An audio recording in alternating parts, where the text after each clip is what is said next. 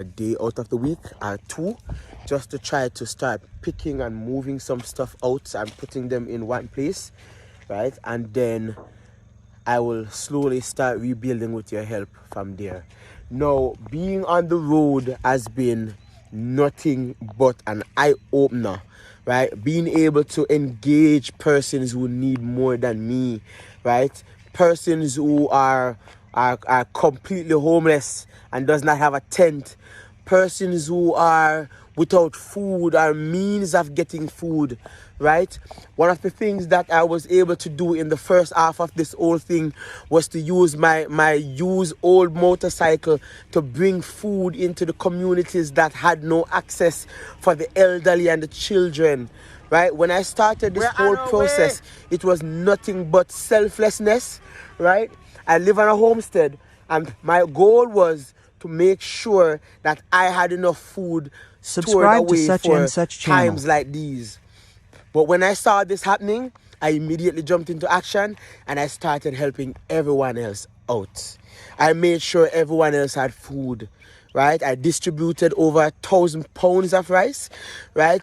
I distributed over 13 cases of tin mackerel, corned beef, right, sardines and so forth. All of these things I had in the back for my safety and food security. But nevertheless, it was worth it all. Now it's time for me to rebuild. So I'm going to be taking the time with your help, and I'm going to slowly rebuild back a place for me to live. The journey has been nothing but an eye-opener. We've traveled over 2,500 miles since the hurricane just to get to areas and places back and forth, right? And it's nothing but an eye-opener. It's nothing but a